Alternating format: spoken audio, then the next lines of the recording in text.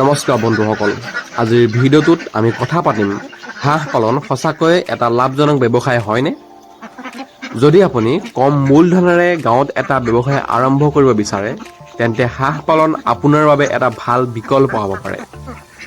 হাঁহ পালনৰ আটাইতকৈ ডাঙৰ সুবিধা হ'ল হাঁহে বিভিন্ন ধৰণৰ খাদ্য খাব পাৰে। পুখুৰী বা পানী থকা ঠাইত পালন কৰিলে হাঁহে নিজেও কিছু খাদ্য বিচাৰি খাব পাৰে। ফলত খাদ্যৰ খৰচ কিছু পৰিমাণে কমাব পৰা যায়।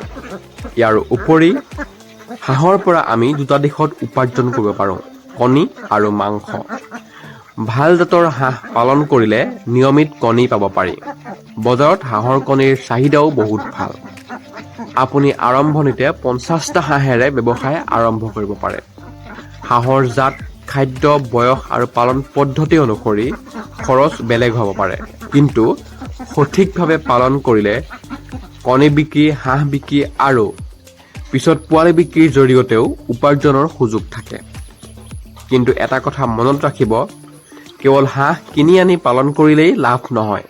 হাঁহৰ বাবে পৰিষ্কাৰ পানী, সঠিক খাদ্য, পৰ্যাপ্ত ঠাই আৰু ৰোগৰ পৰা সুৰক্ষাৰ ব্যৱস্থা কৰিব লাগিব।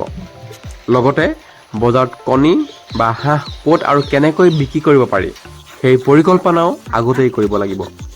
সৰু পৰিসৰত আৰম্ভ কৰি অভিজ্ঞতা লাভ কৰাৰ পিছত লাহে লাহে হাঁহৰ সংখ্যা বৃদ্ধি কৰাটো অধিক ভাল পদ্ধতি। গতিকে যদি আপোনাৰ গাঁৱত পানীৰ সুবিধা আছে, হাঁহ পালনৰ বাবে ঠাই আছে আৰু বজাৰত হাঁহ আৰু কণী বিক্ৰী কৰাৰ সুবিধা আছে, তেন্তে হাঁহ পালন আপোনাৰ বাবে এটা লাভজনক ব্যৱসায় হ'ব পাৰে। আপুনি যদি হাঁহ পালনৰ বিষয়ে অধিক জানিব বিচাৰে, তেন্তে আমাৰ এই ভিডিঅ'টো লাইক কৰিব, শ্বেয়াৰ কৰিব আৰু এনেধৰণৰ ব্যৱসায় আৰু কৃষি তথ্য অধিক জানিবৰ বাবে আমাৰ ইউটিউব চেনেলটো ছাবস্ক্ৰাইব কৰি ল'ব। ধন্যবাদ।